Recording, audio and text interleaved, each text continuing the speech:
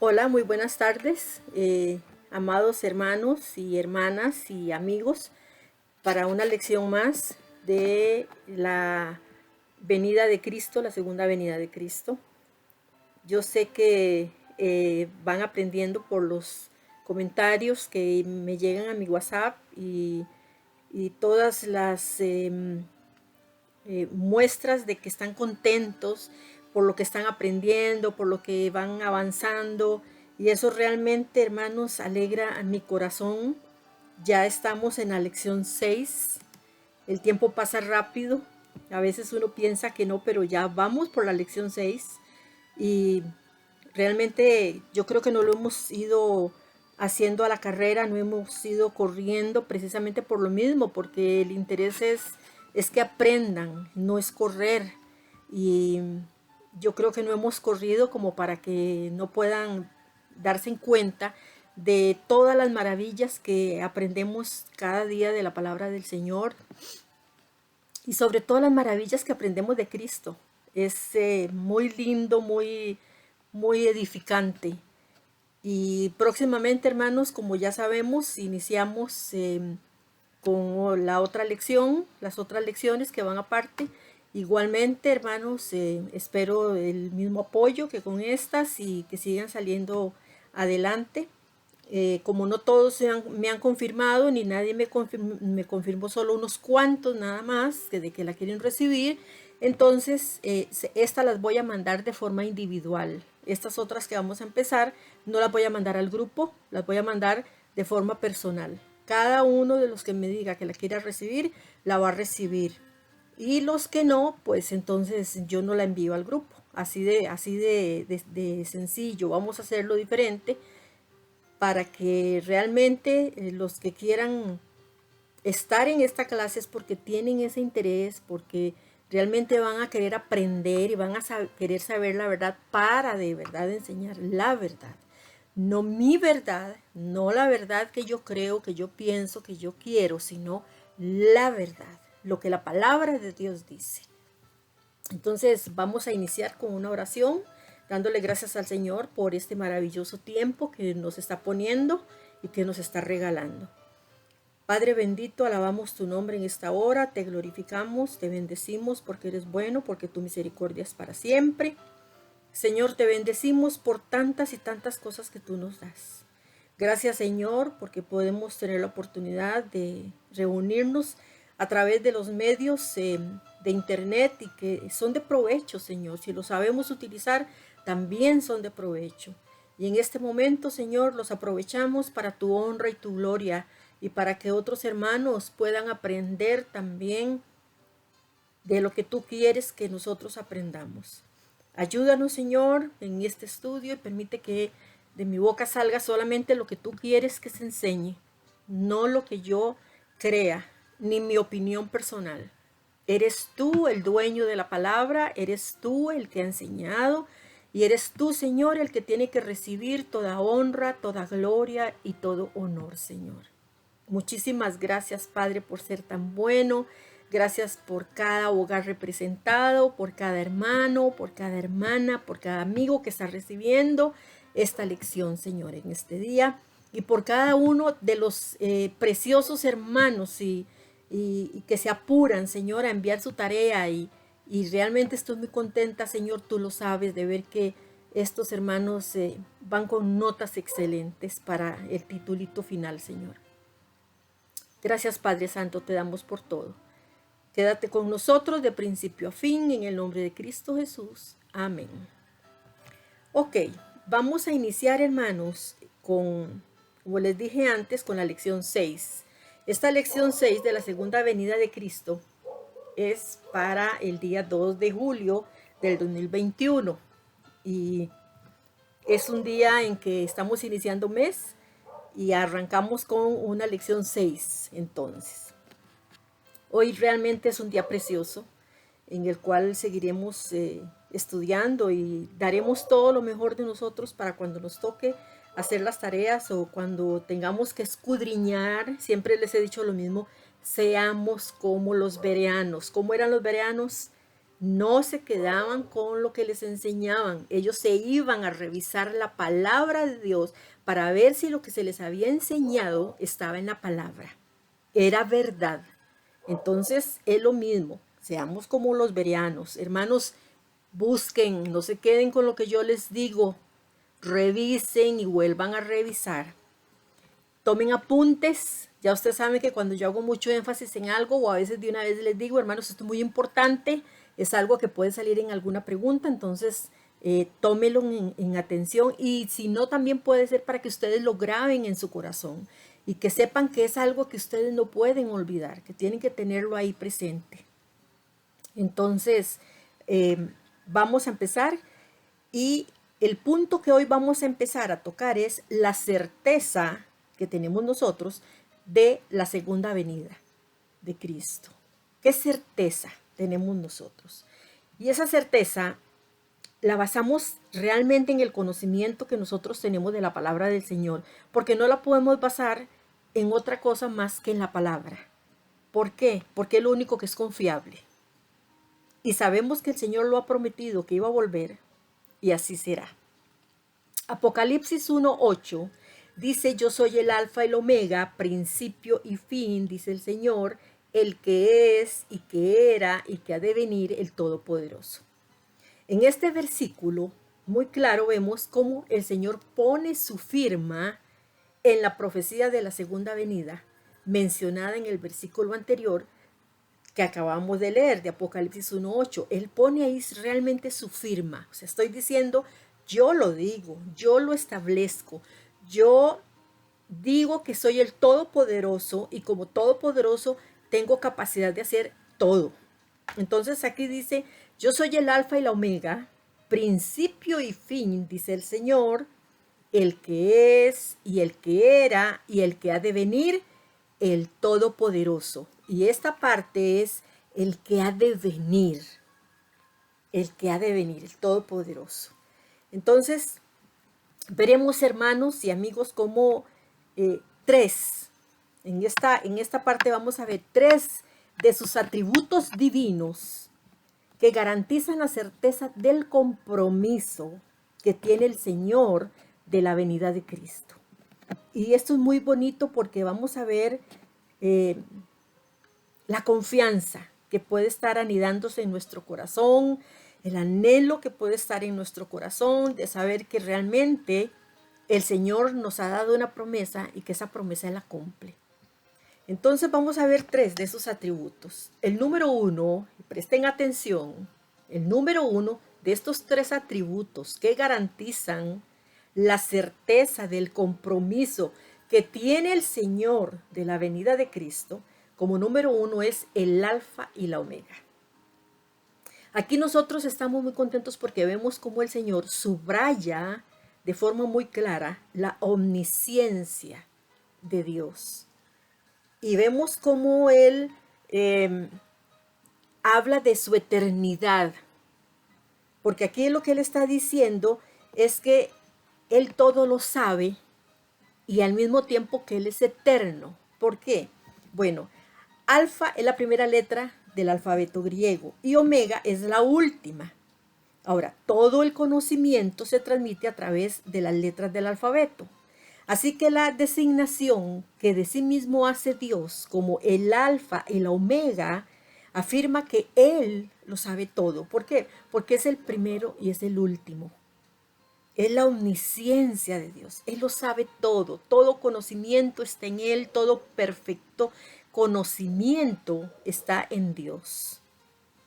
Y esto es algo muy hermoso porque también nos está diciendo que es el principio y es el fin. O sea, está diciéndonos: siempre he existido, soy eterno, soy eterno.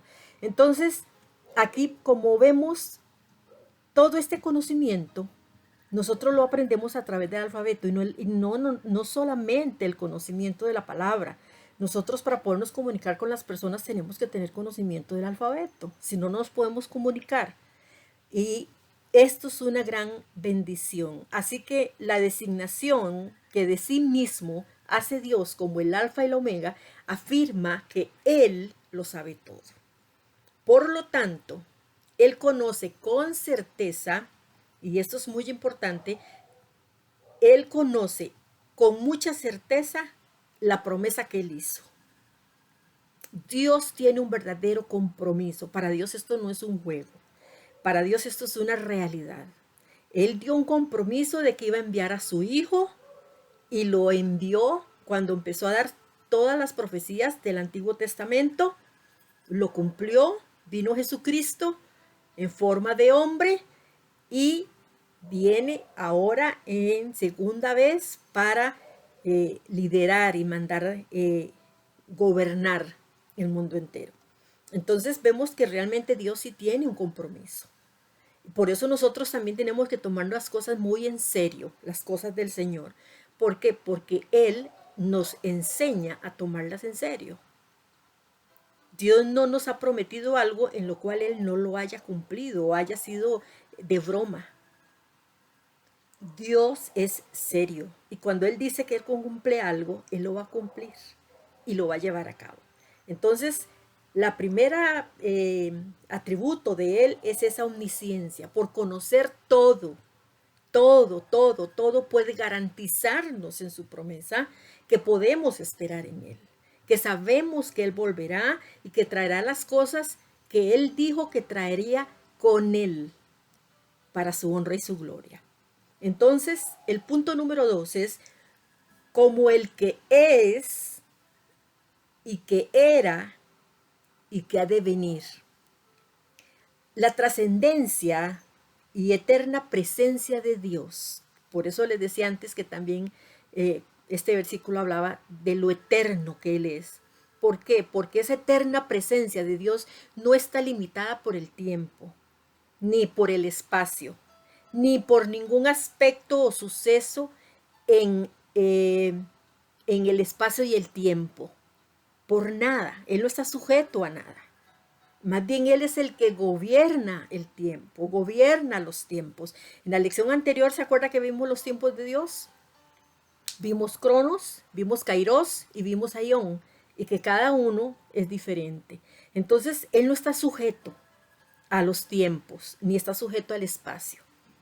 Su omnipresencia nos hace ver que no hay contingencia posible con relación a la segunda venida de la cual Él no tenga conocimiento. O sea, el Señor no va a venir en su segunda venida una vez que sea la segunda fase, una vez sea la primera fase, que es el arrebatamiento. Entonces, no hay contingencia posible en que uno pueda decir, bueno, es que el Señor no tenía conocimiento de que a Él le tocaba venir. No, Él desde que estaba en la tierra nos dijo que Él iba a venir nuevamente. Y Él nos advirtió de esta segunda venida. Lo que Él dijo era que no sabía ni el día ni la hora. Porque se acuerdan que les expliqué que Él mismo, como Dios, tenía la capacidad de sujetarse. Y Él mismo se sujetó a no tener ese conocimiento, a que solo lo tuviera el Padre. Entonces, Jesucristo nunca ha ignorado que tenía que volver otra vez, que venía una vez como siervo y que una segunda vez tenía que volver. Pero que en esa segunda vez que Él volvería, después del arrebatamiento, vendría con todos sus santos. Entonces, a Dios no le ha faltado el conocimiento, ni a Jesucristo le ha faltado el conocimiento de saber que tiene que cumplir esa promesa porque Él mismo se la atribuye. No es porque Dios tenga que obedecerme a mí. No es que Dios tiene que venir porque me va a obedecer o se sujeta a mí o al tiempo. No, Él va a venir porque Él mismo se lo promete a Él mismo de que Él va a volver. Entonces, por eso es que nosotros tenemos la capacidad de poder confiar en esa promesa. Y su promesa de que el Señor Jesucristo va a venir nuevamente arregla el asunto. ¿Por qué? Porque Dios lo conoce todo, que es lo que les dije al principio. Para Él no hay nada oculto. Dios todo lo conoce. Nada, dice la palabra, está oculto ante la presencia del Señor. El tercer atributo, ya vimos el primero, que era el principio y el fin, el alfa y el omega, El segundo que vimos es que Dios es eterno, no está sujeto a nada, ni al tiempo, ni a ninguna otra cosa, porque Él no está sujeto al tiempo, ni a ningún espacio, porque Él lo gobierna todo. Y el tercer punto es la designación de Dios como el Todopoderoso. Ese Dios todopoderoso. Apocalipsis 4:8 lo dice. Cada uno de los seres vivientes tenía 6 alas y las alas estaban totalmente cubiertas de ojos por dentro y por fuera. Día tras día y noche tras noche repiten continuamente: Santo, Santo, Santo es el Señor Dios Todopoderoso, el que siempre fue, el que es y que está aún por venir.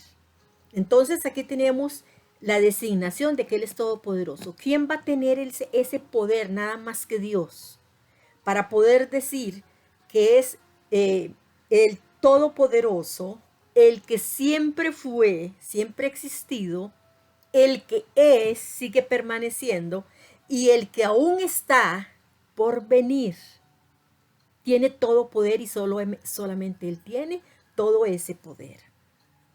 Entonces, esta designación tercera es ¿por qué es de la segunda venida de Cristo? Bueno, la designación de Dios como el Todopoderoso, que es la última que vimos, nos da esa certeza que nosotros necesitamos. Y son certezas profundas, son certezas válidas y son certezas hermosas que tenemos del Señor cuando Él nos dice esto. Entonces, veremos en los siguientes pasajes su omnipotencia, su poder, hasta dónde Él llega. Dios es omnipotente, Dios es todopoderoso, es un atributo de Dios. Entonces, Apocalipsis 11:17 dice, diciendo, te damos gracias, Señor Dios Todopoderoso, el que eres y el que eras y que has de venir, porque has tomado tu gran poder y has reinado. Apocalipsis 15:3 dice, y cantan el cántico de Moisés, siervo de Dios, y el cántico del Cordero, diciendo, grandes y maravillosas son tus obras, Señor Dios Todopoderoso, justos y verdaderos son tus caminos, Rey de los santos. ¿Se acuerdan que de esto hay un canto muy bello que dice así también? Grandes y maravillosas son tus obras, Señor Dios Todopoderoso. Justos y verdaderos son tus caminos, Rey de los santos, Rey de los santos, Rey de los santos. Aleluya, amén, aleluya, amén. Entonces, este cántico que nosotros cantamos salió de aquí, de Apocalipsis 15:3, porque realmente es así. Grandes y maravillosas son tus obras, grandes y maravillosas, porque Él solo es el único que las puede hacer. Señor Dios Todopoderoso, justos y verdaderos son tus caminos, Rey de los santos. Apocalipsis 16:7 dice, también oía otro que desde el altar decía, ciertamente, Señor Dios Todopoderoso, tus juicios son verdaderos y justos. Apocalipsis 16:14 dice, pues son espíritus de demonios que hacen señales y van a los reyes de la tierra en todo el mundo para reunirlos a la batalla de aquel gran día del Dios Todopoderoso. Está hablando de la batalla final. Apocalipsis 19:6, y oí como la voz de una gran multitud, como el estruendo de muchas aguas, y como la voz de grandes truenos que decía, aleluya, porque el Señor nuestro Dios Todopoderoso reina. De su boca sale una espada aguda para herir con ella a las naciones, y él las regirá con vara de hierro, y él pisa el lagar del vino del furor y de la ira del Dios Todopoderoso. Apocalipsis 21:22 dice en Nueva Traducción Viviente, no vi ningún templo en la ciudad, porque el Señor Dios Todopoderoso y el Cordero son el templo. Vean qué maravillosas descripciones de Apocalipsis de nuestro Señor. Vea cómo este libro inspirado por el Espíritu Santo, cuyo autor es Jesucristo o Dios, este libro es tan importante porque nos está enseñando todas las cosas que nosotros muchas veces sabemos, pero no las tomamos tanto en cuenta, como las podemos ver tan bellamente explicadas en este libro. Entonces, en todos estos pasajes anteriores, vemos cómo afirma su omnipotencia, lo acabamos de ver, cómo Él es el Todopoderoso. Nada puede impedir que Él lleve a cabo su voluntad soberana. Nada y nadie puede impedir que esa voluntad que ya Él trazó desde hace mucho, la vaya a cumplir en el tiempo que Él designe, que es el tiempo justo, en el kairos de Dios, en esa oportunidad que Él la va a cumplir. Nada ni nadie puede impedirlo. Que Cristo vuelva en gloria, como Él mismo lo describe en Apocalipsis 1:7. Dice así: miren, Él viene en las nubes del cielo y todos lo verán, incluso aquellos que lo traspasaron, y todas las naciones del mundo se lamentarán por Él. Sí, amén. Entonces está claro que aparte de todos sus atributos, decir el Todopoderoso nos lleva a creer que todo lo puede. Cuando Él quiere y como Él quiere. Y yo digo aleluya, hermanos. Esto nos enseña que Él todo lo puede. Y es al Dios al cual yo sirvo, es el Dios que me dio salvación sin merecerla, es el Dios que envió a su Hijo para darme vida eterna, es el Dios que está en todo momento para ayudarme y socorrerme, es el Dios que a través de su Santo Espíritu me guía y me exhorta y me ayuda a tomar las decisiones que yo tengo que tomar. Está claro, Él es el Todopoderoso.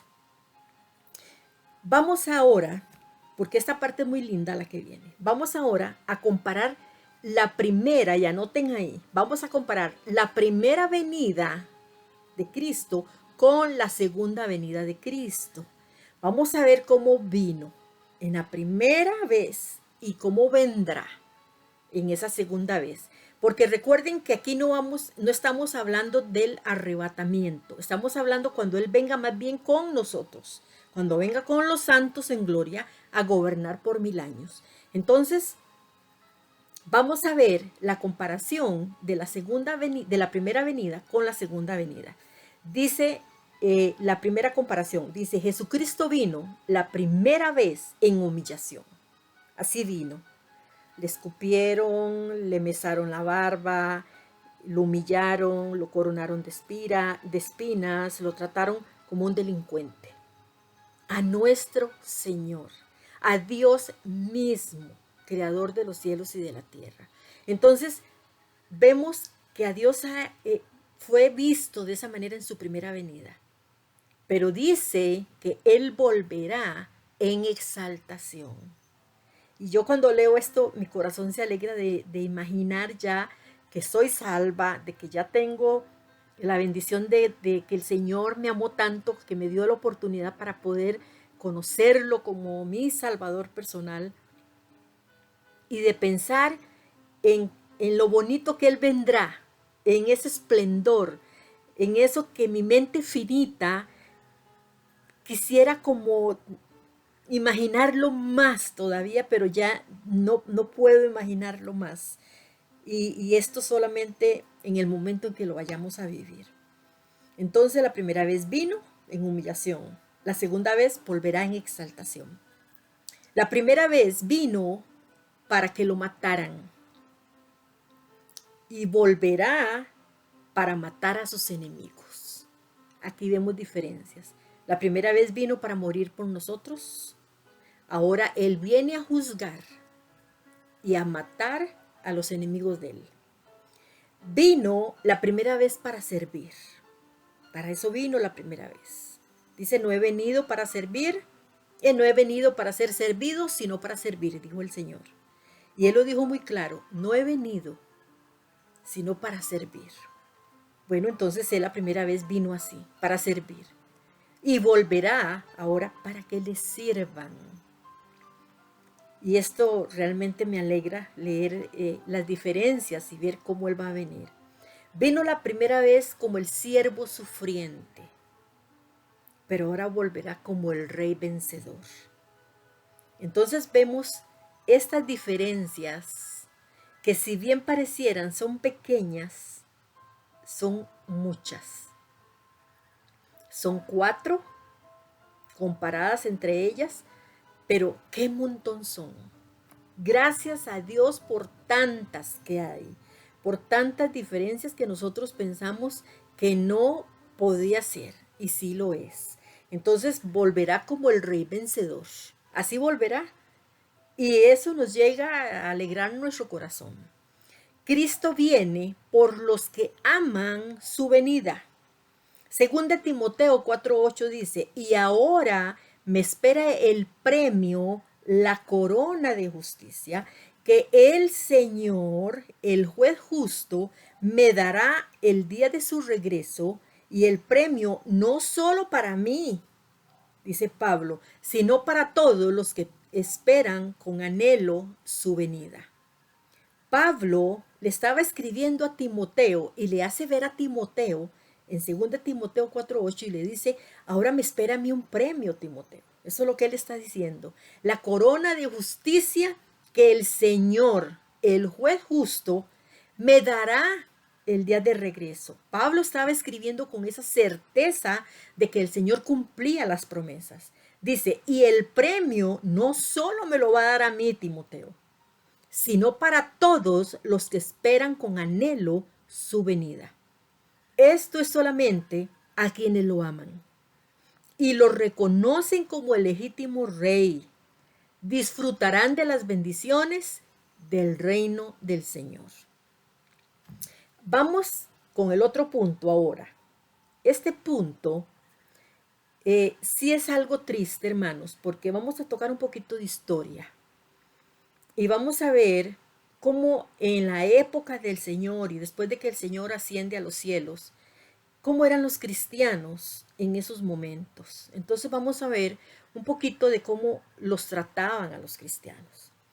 Dice este punto, anótelo ahí, que los cristianos eran odiados y seguirán siéndolo hasta la segunda venida de Cristo. Hermanos, el día de hoy nosotros nos damos cuenta que todavía hay cristianos que matan, que persiguen, que queman vivos, que hacen cualquier cosa en contra del cristiano, levantándole incluso hasta calumnias y mentiras. Y el Señor nos lo advirtió. ¿Se acuerdan cuando Él dijo que nos gozáramos y nos alegráramos cuando por su causa nos vituperaran y dijeran toda clase de mal contra nosotros, mintiendo? Dijo, gozaos y alegraos, porque vuestro galardón es grande en los cielos. Entonces, estos cristianos fueron odiados en esa época y nosotros sabemos que seguimos siendo odiados. ¿Por qué? Bueno, porque la Biblia no se contradice. La palabra del Señor dice, en el mundo tendréis aflicción. El Señor no está diciendo, no, es que todo, y esto es algo, hermanos, aquí hago un paréntesis, no traigamos a la gente a los pies de Cristo diciéndole que si está con un problema, ese problema se le va a solucionar cuando venga Cristo. No mintamos, hermanos, digamos la verdad. No, usted está con un problema, bueno, Dios le va a dar la fuerza necesaria y vamos a estar orando por usted para que usted pueda soportar esta situación que usted está pasando. Pero no es que el problema se le va a ir. No es que si usted vino a Cristo y usted, su esposo, se quiso ir, él va a regresar. No es que si lo despidieron del trabajo y viene a Cristo, le van a devolver el trabajo. Hermanos, no mintamos. Seamos sinceros. En el mundo tendremos aflicción, lo dijo Cristo. Él dijo eso y dijo, pero confiad, yo he vencido al mundo. Entonces nosotros sabemos que aquí vamos a tener aflicción. Vamos a tener dolor y vamos a tener que pasar por muchas cosas. Pero confiamos en la gracia del Señor, en ese poder y en esa gracia que a través del Espíritu Santo el Señor nos dará para poder soportar lo que tengamos que soportar. Entonces veremos en esta maravillosa parte de este estudio Para entenderlo mucho mejor, esto, como les decía antes, algo de historia. Como en otras ocasiones, cuando hemos hecho algún estudio, tenemos que ver también historia para poder comprender mejor el mensaje que la palabra del Señor quiere darnos. Para fines del primer siglo, más o menos, el cristianismo se había convertido para el mundo, ¿verdad? Para el mundo. No porque lo sea, sino que para finales del primer siglo el cristianismo se había convertido en una secta religiosa, así la notaban, como una secta religiosa odiada y despreciada en el Imperio Romano. Anoten eso, hermanos. Somos cristianos, somos hijos de Dios, somos la iglesia del Señor. No, nosotros no somos una secta. Pero para el Imperio Romano en esa época tacharon a los cristianos de que eran una secta religiosa odiada y despreciada. Plinio, este es un gobernador que existió ahí, Plinio, el gobernador romano de Bitinia, este famoso Plinio, escribiendo, vea las formas en que escribían referente a los cristianos. Y Plinio, escribiéndole al emperador Trajano, vea lo que dijo Plinio. A principios del segundo siglo, se refirió al cristianismo como una depravada y extravagante superstición. Así lo dijo y así lo sostuvo él. Por eso les digo que tenemos que tener atención en cuanto a lo que es historia, para saber lo que nuestros hermanos sufrieron, lo que ellos vivieron, lo que ellos pasaron por amor al Señor, cómo con la gracia de Dios fueron capaces de soportar la muerte, gozosos, cantándole al Señor himnos, sin temor a morir, porque sabían que una patria celestial les esperaba y que era mejor estar con el Señor que estar aquí, que ellos sabían que eso era por poco tiempo, la tortura y la muerte, porque el cuerpo no iba a soportar tanto para estar toda una eternidad con el Señor. Entonces, tenemos, hermanos, que darnos cuenta que nuestros hermanos que fueron perseguidos o murieron por la causa de Cristo, tuvieron ese coraje y ese valor. Plinio siguió quejándose, porque Plinio no dejó de hacerlo, siguió quejándose de que el contagio de esta superstición, o sea, el cristianismo, se había extendido no solo en las ciudades, sino también en las aldeas y en los distritos rurales. O sea, vea cómo los cristianos, aún siendo perseguidos, iban dejando la semillita de la palabra. Por eso él dice que entonces hubo como un contagio de esta superstición, porque en aldeas y en los distritos rurales y en las ciudades se hablaba del cristianismo. Y esto es algo histórico que lo cita Henry Bettenson en documentos de la Iglesia Cristiana. Él ahí hace alusión a esta parte de la historia. El historiador romano Tácito, un contemporáneo de Plinio, porque era contemporáneo de Plinio, describió a los cristianos como una clase odiada por sus abominaciones. Es también sacado y extraído de Bettenson, el documento número 2. Y este historiador romano así dijo, es una clase odiada por sus abominaciones. Y después más adelante vamos a ver a qué se referían ellos con abominaciones en contra de los cristianos. Aunque Suetonio, otro contemporáneo de Plinio, los desechó como un grupo de hombres que se aferran a una novela y alborotadora superstición. ¿Por qué? Porque creían en un Dios al cual ellos no veían, como ellos que tenían a sus dioses.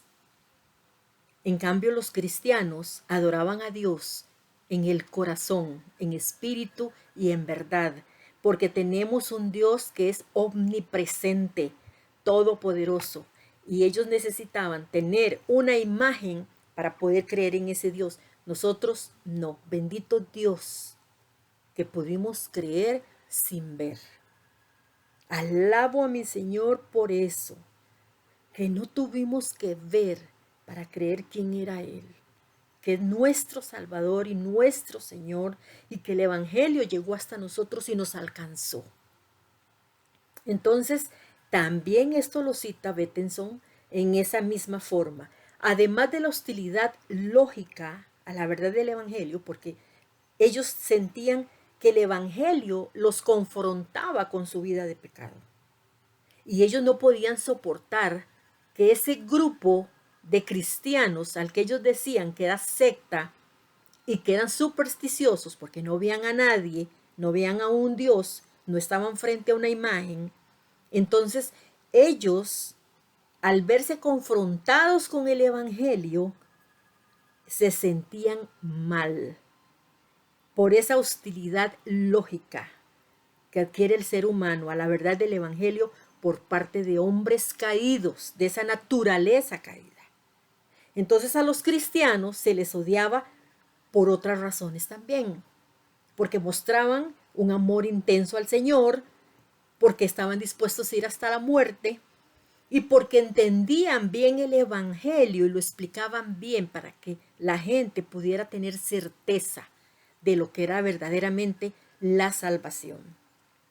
Entonces, vamos a ver varios puntos a nivel de diferentes puntos de vista donde los cristianos eran odiados. Y el punto número 1 que vamos a ver, y anótelo, es el odio político a los cristianos. Políticamente los romanos los veían como desleales, porque se negaron a reconocer a César como la autoridad suprema. O sea, es como que en este momento a nosotros nos obliguen a ver al presidente como la autoridad suprema y que todo lo que él haga y diga es correcto sin errores. Y yo creo que en este momento los verdaderos hijos de Dios estaríamos en la misma posición que ellos en ese momento. Porque nosotros sabemos que ningún hombre es perfecto.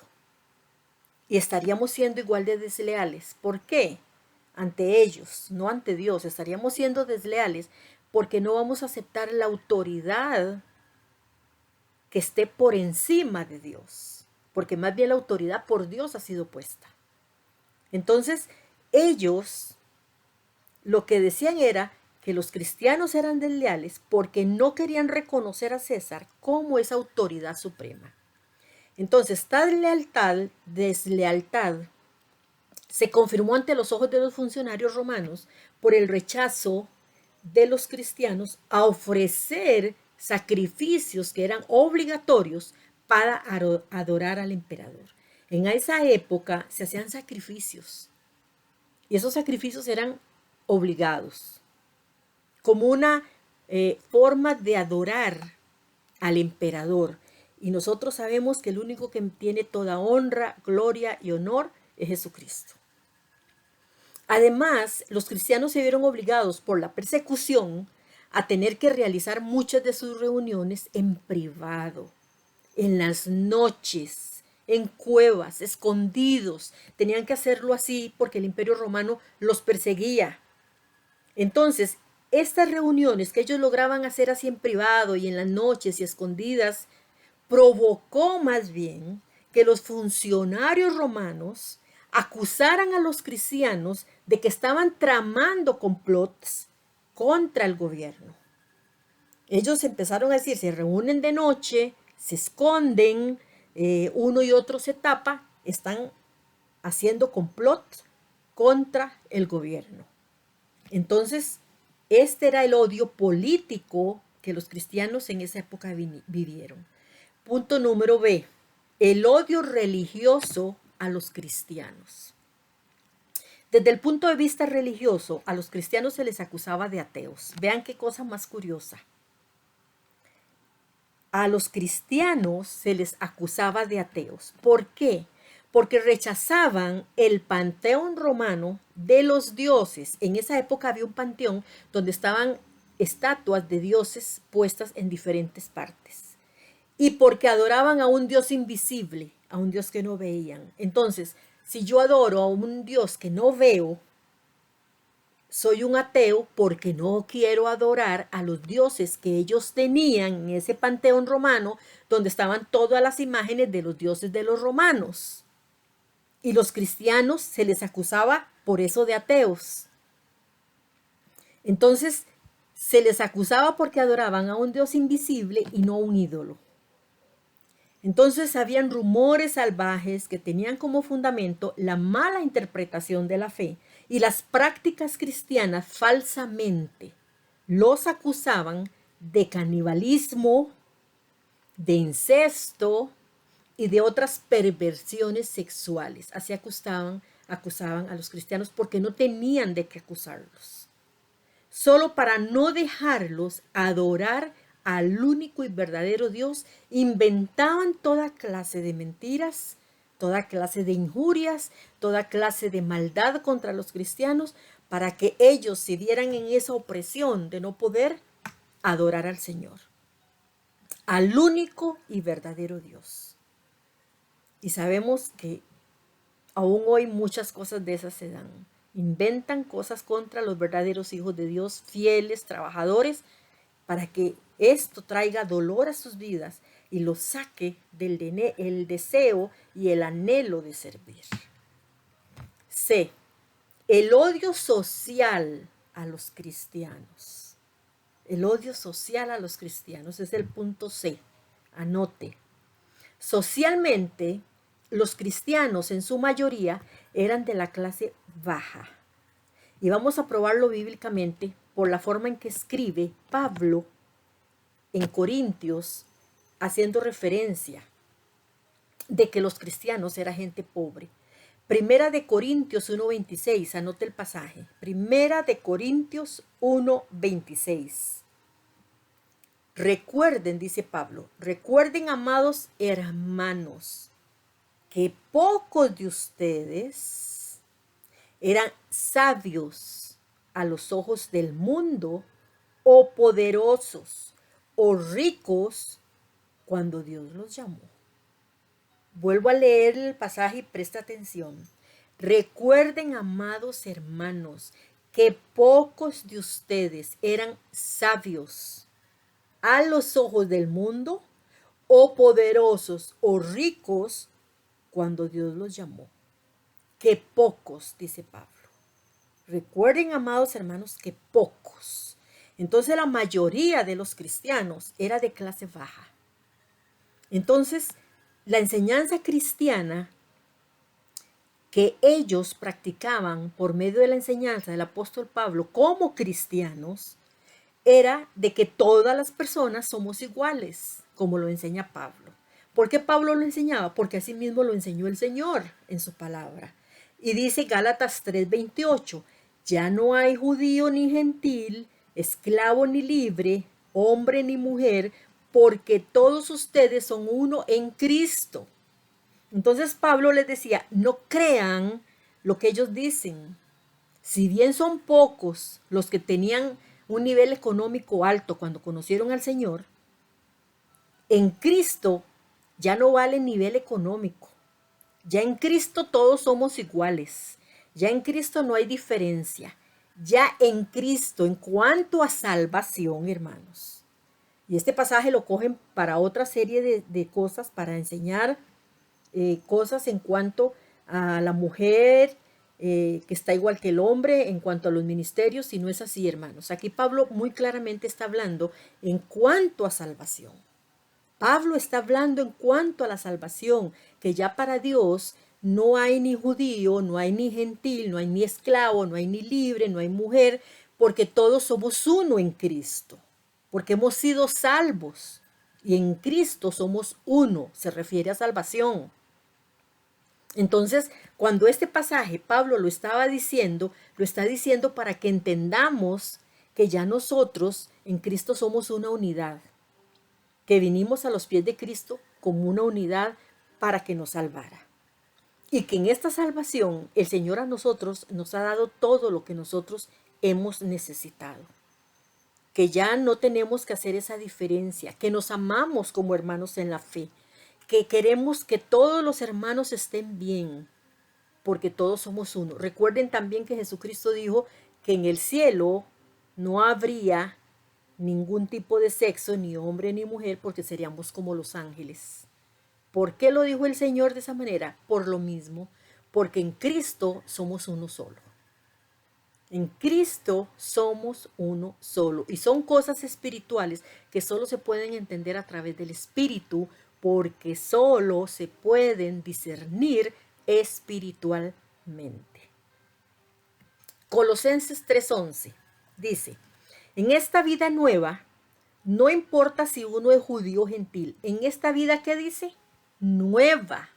Esta vida nueva en Cristo. Esto va amparado al pasaje que acabamos de leer. Entonces dice, en esta vida nueva, no importa si uno es judío o gentil, o si está o no está circuncidado, si es inculto, incivilizado, esclavo o libre. Cristo es lo único que importa y Él vive en todos nosotros. Colosenses 3:11. Vean que claro está explicando lo que en esta nueva vida, en salvación, esta nueva vida que adquirimos es una vida correcta, limpia, santa, agradable a Dios.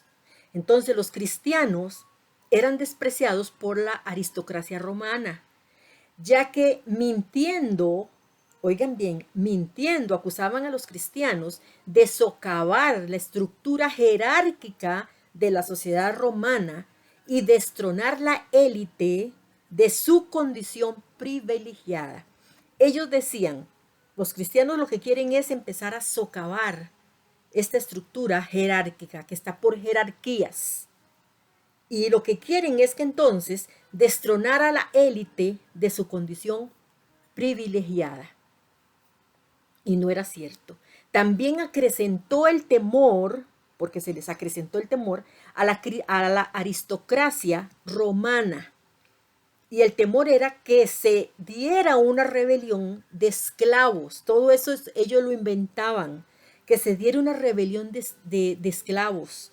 Entonces los cristianos no se oponían abiertamente a la esclavitud, porque abiertamente no se oponían. Pero lo que se percibía, o lo que ellos lograban percibir, era que la socavaban al enseñar que amos y esclavos eran iguales en Cristo. Ahora, la pregunta aquí es, ¿estaban enseñando una mentira? No, no estaban enseñando ninguna mentira. Ya el Señor dijo que los que somos y estamos en Cristo, que hemos nacido de nuevo, ya somos iguales. Pero ellos lo estaban viendo desde el punto de vista humano, natural. Y entonces ellos lo que sentían era que el empezar ellos a enseñar que amos y que esclavos éramos exactamente igual. Entonces, es importante que ustedes en un momento así como los bereanos, como les he dicho antes, lean todo el capítulo de Filemón. Anoten ahí y lean todo el capítulo de Filemón para que a ustedes se les amplíe el conocimiento de lo que está hablando esto y que vean que va comparado y que va alineado con lo que estamos enseñando. Por último, los cristianos se negaban a participar en las diversiones mundanas. Los cristianos no les tenían ningún interés a la diversión humana, por eso la sociedad los odiaba también, que formaban parte de la sociedad pagana, eludiendo los festivales y otros acontecimientos paganos. Entonces, tampoco eran bien vistos, porque a los cristianos no les gustaba. Como ahora nosotros que no participamos de Halloween, por decirlo algo, eran festivales y acontecimientos totalmente paganos, donde los hijos de Dios no hacemos participación de nada de eso. D. El odio económico a los cristianos. Económicamente se veía a los cristianos como una amenaza para los numerosos sacerdotes, artesanos y mercaderes que se beneficiaban de la adoración a los ídolos. Por eso tampoco económicamente eran queridos, eran odiados. ¿Por qué? Porque esa hostilidad resultante que se vio primero en el alboroto que ocurrió en Éfeso, y eso lo vimos en Hechos 19, 23 y 26, y voy a leerlo para que lo recuerden, dice, por este tiempo se generó un grave problema en Éfeso con respecto al camino. Vean ustedes en sus Biblias que el camino aparece con mayúscula. ¿Y por qué aparece con mayúscula? Porque se está refiriendo a los cristianos, a la iglesia de Jesucristo. Y vean que ellos le habían puesto el camino.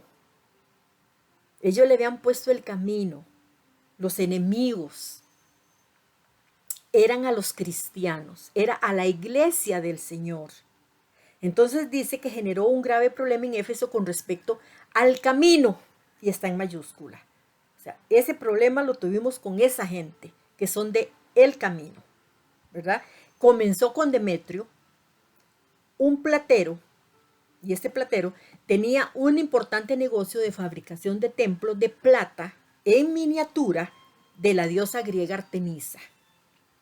Entonces, dice la palabra que él les daba trabajo a muchos artesanos que hacían miniaturas de esta diosa. Los reunió a todos juntos con otros que trabajaban en oficios similares y les dirigió las siguientes palabras. Vean lo que hizo este artesano llamado Demetrio, ¿verdad? Este platero, porque trabajaba la plata con figuras de ídolos de la diosa griega Artemisa. Entonces él reúne a todos los que son por decir algo, sus empleados o los que están trabajando con él, y les dice: caballeros, ustedes saben que nuestra riqueza proviene de este negocio. O sea, ustedes saben que ustedes viven por lo que nosotros hacemos. Pero como han visto y oído, este tal Pablo ha convencido a mucha gente al decirles que los dioses hechos a mano no son realmente dioses. Oiga la labor de Pablo, ya Pablo había convencido a mucha gente. Y dice, no son realmente dioses. Y no solo lo ha hecho en Éfeso, sino por toda la provincia. Y está hablando de la provincia de Asia. Entonces, vemos cómo llega a un punto donde ve que su negocio va a picada. Por eso es que entonces económicamente a los cristianos no se les quería, porque no invertían dinero en ellos y porque más bien contaban la falsedad de esos dioses. Y Pablo era el que había hecho todo ese recorrido enseñando junto con los que eran otros cristianos en diferentes partes, porque fue en toda la provincia, de que eso no eran realmente dioses. Entonces esta situación se hizo más profunda a medida que el cristianismo se extendió. En su carta al emperador Trajano, citada anteriormente, ¿se acuerdan cuando les dije que Plinio le había escribido a Trajano? En esa carta citada anteriormente, Plinio se quejaba de que los templos paganos estaban desiertos. Oigan, los templos paganos estaban desiertos y que los que vendían animales para el sacrificio encontraban pocos compradores. Ya se estaban dando cuenta de que no era como ellos les estaban diciendo. En tal era de superstición, muchos romanos temían que los desastres naturales eran el resultado del descuido de los dioses paganos. Ellos decían, estamos descuidando a los dioses nuestros. Y entonces en esta era de superstición, muchos romanos empezaron a tener temor y pensaron que los desastres naturales eran porque los dioses que ellos tenían se habían enojado, porque eran sus dioses paganos y los estaban descuidando. El apologista cristiano del tercer siglo, anoten todo esto, el apologista cristiano del tercer siglo, Tertuliano, comentaba sarcásticamente, vea la forma en que Tertuliano, de una forma sarcástica, se refiere a esto y dice, si el Tíber era el río más largo de Italia, el Tíber, alcanza los muros, si el Nilo no crece hasta los campos, si el cielo no se mueve o la tierra lo hace, si hay hambruna, si hay plaga, se grita una voz, los cristianos al león. O sea, él está de una forma sarcástica diciendo, bueno, si este río no sube lo que tiene que subir, si el Nilo no crece hasta los campos, como tiene que subir, si el cielo no se mueve y se paraliza, o la tierra lo hace, si hay hambre, si hay plaga, se grita una voz los cristianos al león, dando a entender que todo era culpa de los cristianos. Era tanta la superstición que existía que ellos decían que todo era como culpa del cristianismo. Entonces, durante las primeras décadas después de la muerte de Cristo, el gobierno romano consideraba al cristianismo simplemente como una secta del judaísmo. Ellos decían que los cristianos habían salido de los judíos. Hechos 18, del 12 al 16, vea lo que dice. Pero cuando Galión llegó a ser el gobernador de Acaya, unos judíos se levantaron contra Pablo y lo llevaron ante el gobernador para juzgarlo. ¿Quiénes? Dice, unos judíos. ¿Cuándo? Cuando llegó Galión a ser el gobernador de Acaya, unos judíos se levantaron contra Pablo y lo llevaron ante el gobernador para juzgarlo. Y acusaron a Pablo de persuadir a la gente a adorar a Dios en forma contraria a nuestra ley. Recuerden que los judíos siguen estando bajo la ley. Para ellos Cristo no ha venido. Entonces acusaron a Pablo de que persuadía a esa gente y les decía que debían adorar a Dios en una forma muy diferente como la ley lo enseñaba. Y dice, pero justo cuando Pablo comenzó a defenderse, Galión se dirigió a los acusadores de Pablo, vean la mano de Dios, y dijo, escuchen ustedes judíos, si aquí hubiera alguna fechoría o un delito grave, yo tendría una razón para aceptar el caso. Pero dado que es solo un asunto de palabras y nombres y de su ley judía, resuélvanlo ustedes mismos. Me niego a juzgar tales asuntos. Y los expulsó de la corte. Vean la mano de Dios tan hermosa defendiendo a Pablo. Pablo estaba enseñando la verdad. Los judíos estaban acusando a Pablo de que no estaba enseñando conforme a la ley. Y este señor, que era el gobernador de Acaya, les interrumpe y les dice, esto no es ni fechoría ni ningún asunto grave como para que yo tenga que aceptar el caso. Así que ustedes resuelvan este asunto, porque este asunto es de ustedes y se me van de la corte. Entonces vemos cómo el Señor movió las cosas. El otro punto es la hostilidad de los judíos a los cristianos. Los judíos eran hostiles con el pueblo cristiano. Por último, fue la hostilidad que los judíos mostraron contra los cristianos lo que hizo que los romanos reconocieran al final al cristianismo como una religión distinta al judaísmo, porque vieron que las prácticas eran muy diferentes y porque vieron que los judíos mostraban hostilidad por los cristianos. Esto identifica a los cristianos como adoradores de una religión ilícita. Así los empezaron a ver. Ellos tenían una religión ilícita. ¿Por qué? Porque el judaísmo sí era una religión lícita. El judaísmo sí tenía el reconocimiento ante las autoridades romanas como religión. Pero los cristianos no tenían ese reconocimiento ante el gobierno romano, entonces era una religión ilícita. A pesar de eso, no hubo persecución oficial por las autoridades romanas, aunque ellos estaban enterados de esa situación, hasta el tiempo de Nerón. Todo ese tiempo habían persecuciones, pero sí existían esas persecuciones desde antes de Nerón, de las cuales el imperio sabía y no lo impedía, simplemente que no lo habían hecho oficial, estas persecuciones. Entonces, buscando así desviar la sospecha pública existente, porque el propósito era evitar de que Nerón había sido el causante del gran incendio en Roma, que ocurrió el 19 de julio del año 64 después de Cristo. Entonces, con esas persecuciones que estaba Nerón, era para tapar lo que Nerón había hecho. Pero Nerón, ¿qué fue lo que hizo? Culpó a los cristianos de que ellos eran los que habían intentado o que habían quemado Roma. Como resultado, muchos cristianos, vean qué doloroso, hermanos, fueron ejecutados en Roma.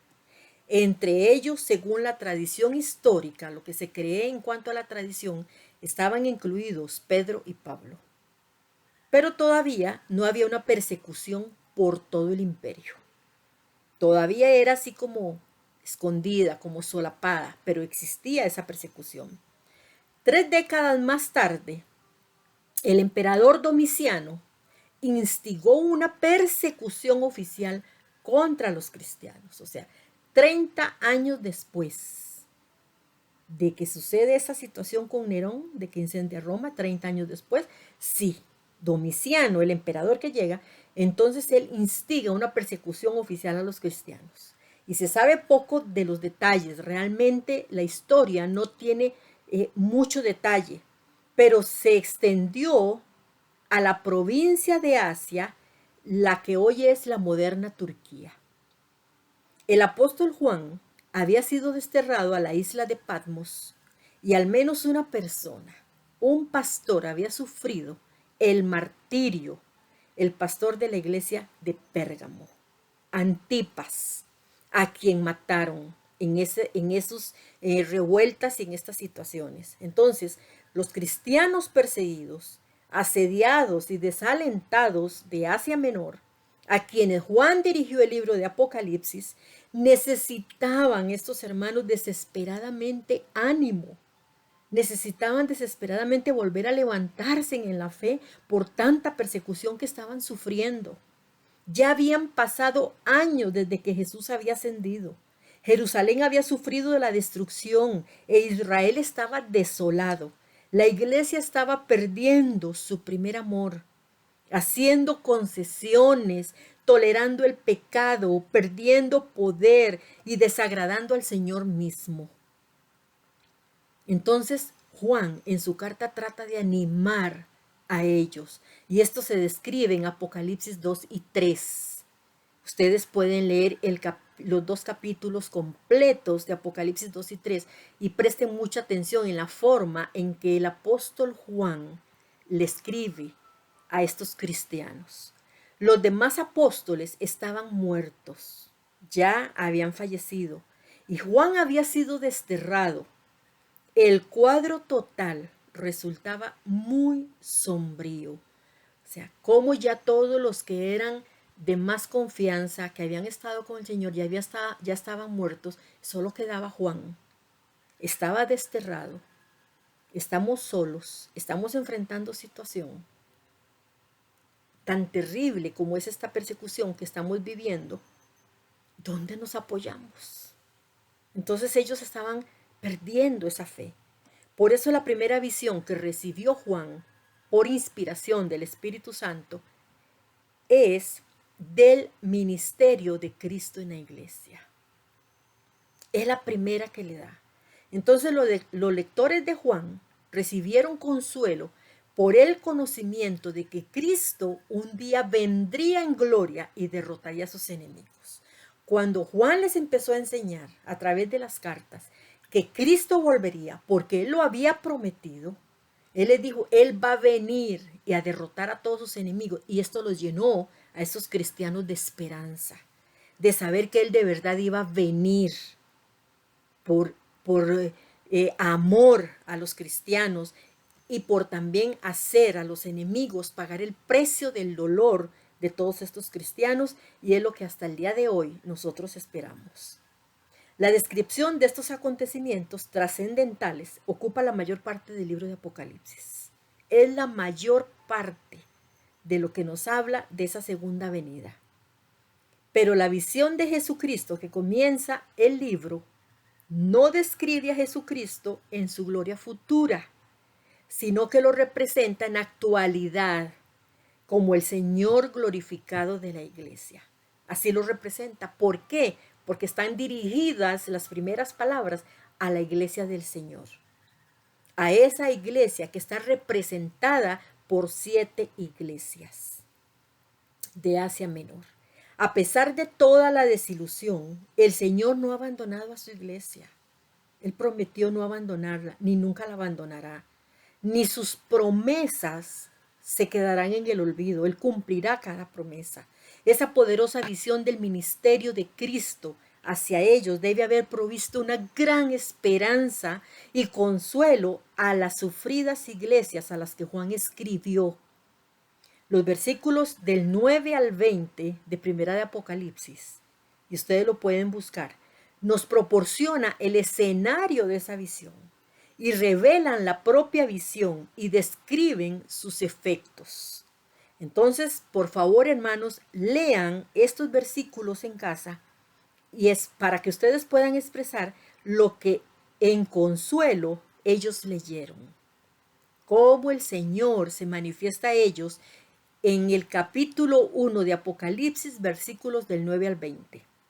Juan era un apóstol, miembro del círculo íntimo de los 12, junto con Pedro y con Jacobo, el discípulo amado, y el autor humano de un evangelio. El evangelio de San Juan lo escribió él, 3 epístolas, primera, segunda y tercera carta de Juan, y sin dejar de lado el libro del Apocalipsis. Pero con humildad, Juan siempre se identificaba sencillamente como vuestro hermano. No escribió como alguien impresionando con su autoridad, como apóstol que ordena, exhorta o define doctrina, sino como un testigo, nada más, de la revelación de Jesucristo que comienza a revelar con esta visión. Así lo hace. Él empieza a narrar todas estas cosas como esa revelación, como ese testigo que Dios eligió para que revelara la visión que Dios quería que las iglesias tuvieran. Juan, mostrando una gran humildad, se identifica con sus lectores, describiéndose como copartícipe de ellos, de las tribulaciones, compartiendo con ellos ante todo en la tribulación. Al igual que ellos, en aquel momento Juan estaba sufriendo una severa persecución por la causa de Cristo, habiendo sido desterrado con otros que eran delincuentes, porque Juan fue desterrado con otros que sí eran delincuentes. Entonces, de esta forma podía identificarse con los aquejados creyentes a quienes Juan les escribía. Juan formaba parte del mismo reino que sus lectores, la esfera de la salvación, la comunidad redimida sobre la cual Jesucristo reina como Señor y Rey. Él compartía como alguien igual a ellos y sujeto a Jesucristo. Y por último, Juan se identificó con sus lectores en cuanto a la paciencia. La palabra en griego, upomone o upomone, o sea, es la palabra paciencia. Significa literalmente permanecer bajo. Habla de soportar con paciencia las dificultades sin renunciar, que fue lo que hizo Juan. Soportó con paciencia las dificultades, las persecuciones, el maltrato, todo lo que él vivió, frío, durmiendo en el suelo, siendo un anciano de 90 años, lo soportó con paciencia por amor a Cristo y a sus hermanos, escribiendo el libro de Apocalipsis en la isla desterrado, con todas esas dificultades sin renunciar. Juan además describió estas experiencias como de Jesucristo. Sufrir persecución por causa de Cristo, pertenecer a su reino y soportar con paciencia las pruebas, son experiencias cristianas muy señaladas. Cuando recibió esta visión, Juan estaba desterrado en la isla de Patmos. Patmos era una isla o es una isla desértica y volcánica en el mar Egeo, que tiene unos 15 kilómetros de largo por unos 10 kilómetros de ancho. Está situada a unos 64 kilómetros de la costa de Mileto, una ciudad de Asia Menor, y a unos 48 kilómetros de Éfeso. Veamos lo que dice Hechos 20, del 15 al 17. Navegando de allí al día siguiente, llegamos delante de Quío, y al otro día tomamos puerto en Samos, y habiendo hecho escala en Trogilio, al día siguiente llegamos a Mileto, porque Pablo se había propuesto pasar de largo a Éfeso, para no detenerse en Asia, pues se apresuraba por estar el día de Pentecostés, si le fuera posible, en Jerusalén. Enviando pues desde Mileto a Éfeso, hizo llamar a los ancianos de la iglesia, a los pastores. Entonces, según el historiador romano Tácito, el destierro a tales islas era una forma muy común de castigo en el primer siglo. La gente la castigaba muy fácilmente mandándolas a desterrar. Casi al mismo tiempo en que Juan fue desterrado a Patmos, el emperador Domiciano desterró también a su propia sobrina, Flavia Domitila, a otra isla. A diferencia de que Flavia Domitila, cuyo destierro fue por motivos políticos, es muy probable que a Juan se le enviara a Patmos como un delincuente. Como cristiano, era miembro de una secta religiosa ilícita, como ellos decían. De ser así, las condiciones bajo las que vivían habrían sido muy duras para el apóstol Juan. Y esto es bien doloroso, hermanos. Juan tuvo que haber trabajado extenuante bajo la vigilancia de los que estaban cuidando la isla, de los soldados que estaban ahí. Y estaba muy presto a que lo latigaran, sin razón ni motivo alguno. Él estaba presto al látigo de un capataz romano. Su comida y su ropa eran insuficientes, y el tener que dormir sobre el suelo descubierto, con el frío de ahí, sin tener nada que lo abrigara, estarían cobrando el impuesto a Juan también, un anciano de 90 años, sufriendo y viviendo esto por amor a Cristo y por amor a los hermanos. Fue en esta sombría y desértica isla, bajo estas brutales e inhumanas condiciones, que Juan recibió la revelación más extensa que se haya ofrecido sobre el futuro. Vean qué privilegio tuvo Juan, aún en medio de tanta adversidad.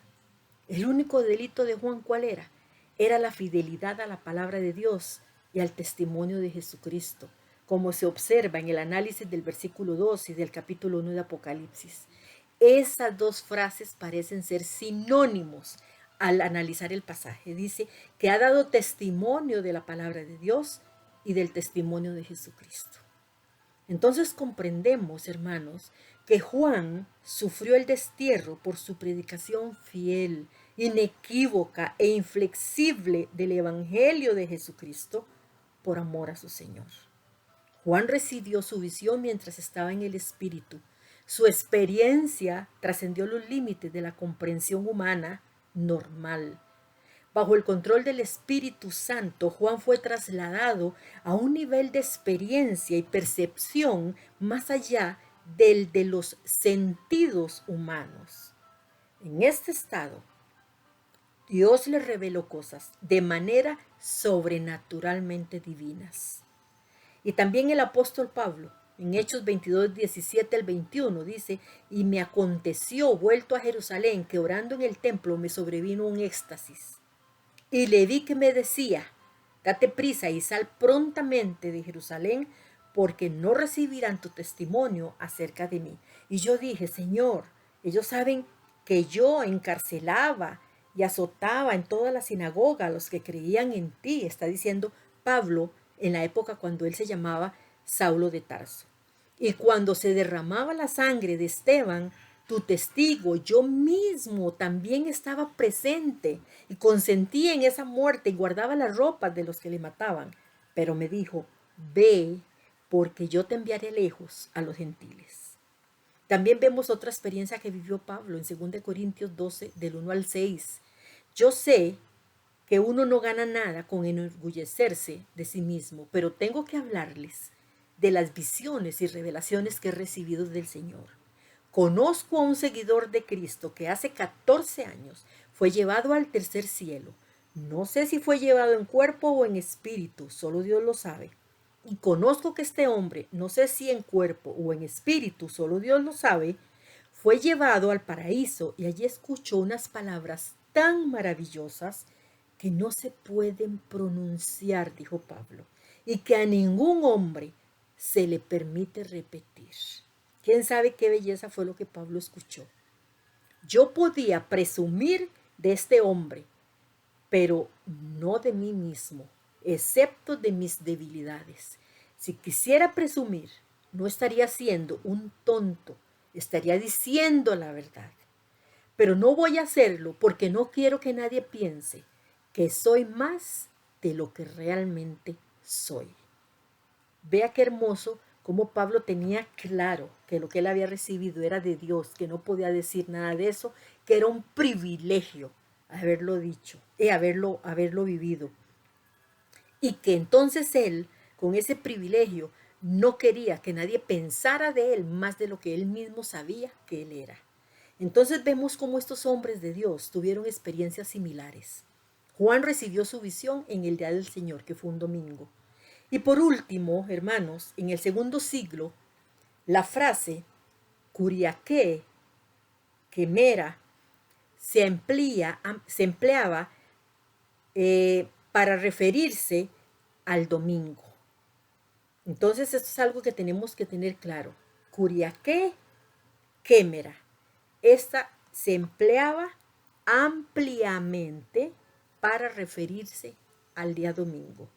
La frase el día del Señor vino a ser la forma acostumbrada de referirse al domingo, ya que la resurrección de Cristo ocurrió un domingo y eso lo celebramos cada domingo en nuestros templos o en nuestras casas cuando la iglesia reunida alaba al Señor. Juan recibió de modo espectacular su encomienda de registrar esta visión. Oí detrás de mí, dijo Juan, una gran voz como de trompeta que decía: yo soy el alfa y la omega, el primero y el último. Escribe en el libro lo que ves y envíalo a las 7 iglesias que están en Asia, a Éfeso, a Esmirna, a Pérgamo, a Tiatira, Sardis, Filadelfia y Laodicea. La gran voz era la del Señor Jesucristo sonando Juan en su penetrante y autoritaria claridad como de trompeta.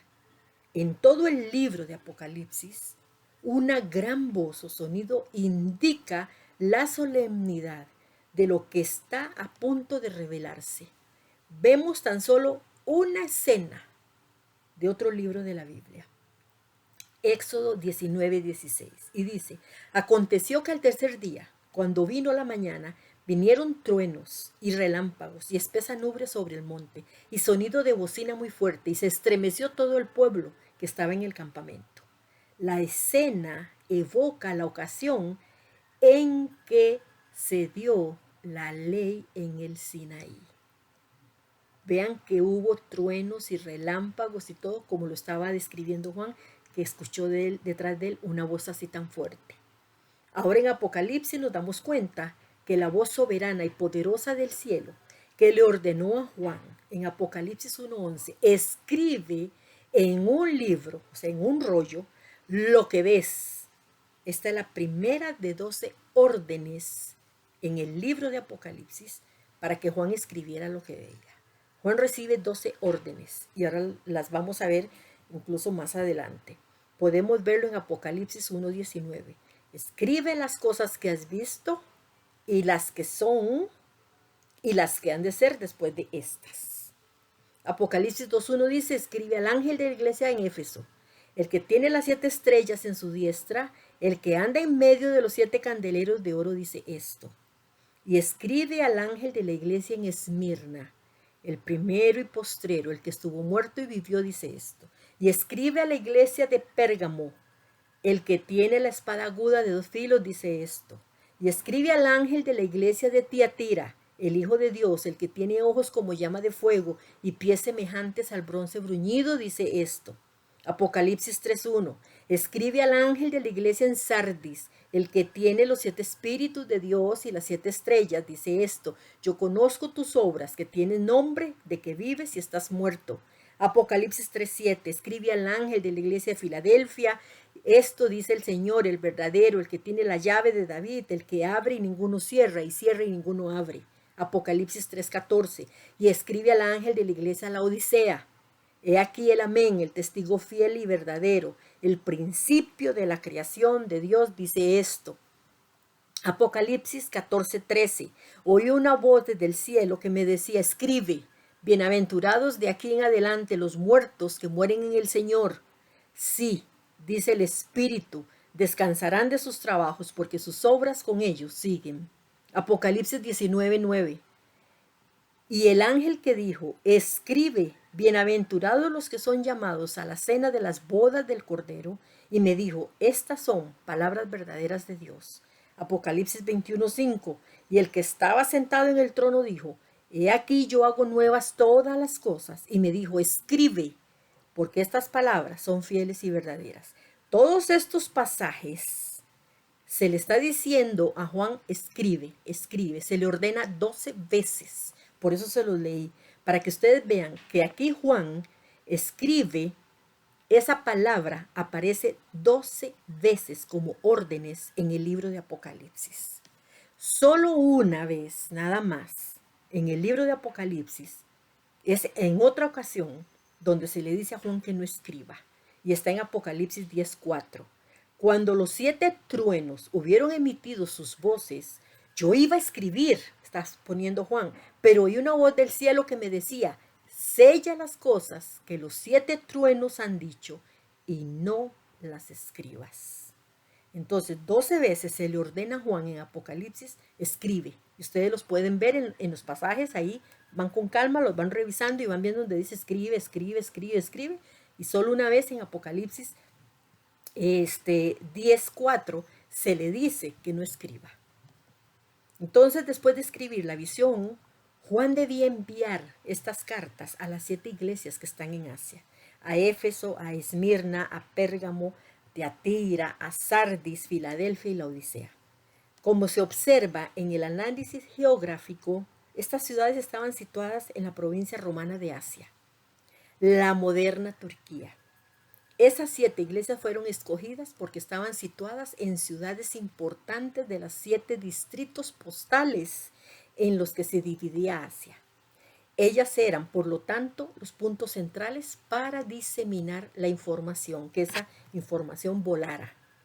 Las 7 ciudades aparecen en el orden en el que el mensajero, viajando por una gran carretera circular que las unía, las visitaría. Ese mensajero que iba a ir a dejar esas cartas. Después de llegar a Mileto, el mensajero, los mensajeros que llevaban el libro de Apocalipsis, habrían viajado al norte hasta Éfeso, la ciudad más cerca de Mileto. Éfeso es la primera iglesia que recibe estas cartas de Apocalipsis, o el libro de Apocalipsis. Luego, en el sentido del reloj, sigue con Esmirna, después sigue Pérgamo, después sigue Tiatira, después Sardis, Filadelfia y la Odisea. Ustedes lo van a ver más adelante en un mapa. Y se habrían repartido copias del Apocalipsis a cada iglesia. O sea, se había hecho lo que el Señor había querido. Entonces, hermanos, vemos cómo es tan hermoso lo que vamos ya adentrándonos al libro de Apocalipsis. Y cómo estas iglesias fueron recibiendo por medio de mensajeros cada una la carta de Apocalipsis o del libro de Apocalipsis, de la visión que Juan tuvo, y que el Señor les envía esas cartas a todas esas iglesias. Yo creo, hermanos, que es un gran privilegio que nosotros tengamos ahora este libro, porque lo vemos desde otra perspectiva, lo podemos ver de una forma geográfica, de una forma histórica y de una forma bíblica. Es el privilegio que Dios nos dio. Así que, hermanos, hasta aquí la clase de hoy. Que el Señor les bendiga y vamos a orar para terminar. Y les estaré mandando después la lección también en la clase de la tarea para que puedan hacer la tarea. Y ya saben, me la van enviando y voy anotando. Yo tengo una lista con los que están haciendo las tareas, porque estos son los que se gradúan al final y reciben su título de parte de la iglesia. Así que, hermanos, que el Señor les bendiga mucho. Vamos a orar. Padre de la gloria, te alabamos y te glorificamos en esta hora porque eres bueno, Señor, porque tu misericordia es para siempre. Y te damos las gracias porque tú estás con nosotros, porque nos has cuidado, nos has guardado, porque has permanecido con nosotros. Permite que lo que hoy recibimos de tu palabra lo atesoremos, Señor. Que lo podamos guardar y que lo atesoremos, Padre Santo, para poder enseñar a otros, para poder, Señor, saber que tenemos esperanza, que este libro nos trae a los hijos de Dios esperanza, Señor. Esperanza de que tú vas a volver, esperanza de que tú cumples tus promesas, esperanza de que hay un arrebatamiento y esperanza de que vendimos contigo, Señor, en gloria, en tu segunda venida, para reinar contigo, Señor, 1000 años. Gracias, Padre, te damos por esta maravillosa lección. Te alabamos, te glorificamos, recibe toda la honra, la gloria y el honor. Y permite, Señor, que cada hogar representado pueda atesorar esta enseñanza. Que mis hermanos, Señor, y mis amigos sean como los bereanos.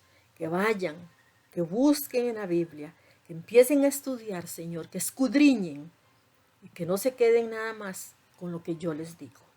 Gracias, Padre Santo, te damos por todo. En el nombre de Cristo Jesús, que es todo para nosotros, nuestro Salvador personal. Amén y amén.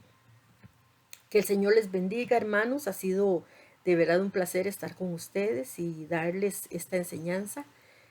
Es realmente maravilloso todo lo que pudimos aprender en este momento y nos vemos entonces, si Dios lo permite, el próximo viernes con otra clase más, que está muy bonita. La otra clase ya vamos adentrándonos más, ya casi vamos a empezar a ver las cartas a las iglesias y vamos a ver de manera despacito y vamos a ir sacándole el provecho a cada carta. Así que, hermanos, que el Señor les bendiga, les amo mucho en el Señor y adelante en Cristo Jesús, porque los días que vienen son días para nosotros, para los hijos de Dios, muy buenos. Esperamos en Él. El mundo no va a cambiar, el mundo no va a ir mejorando. No nos engañemos, esto no va a cambiar. Eso tiene proféticamente que ir más mal cada día, porque es parte del cumplimiento de la profecía. Esto no se va a componer, pero el Señor nos promete que volverá y que nos librará como iglesia suya de todo lo malo. Así que glorifiquemos al Señor, gocémonos, animémonos unos a otros, que la venida de nuestro Señor está cerca y que podamos decir, sí, ven pronto, Señor Jesús. Que Dios les bendiga y que pasen una buena noche. Hasta pronto. Soy Rosy de Arias y estoy para servirles.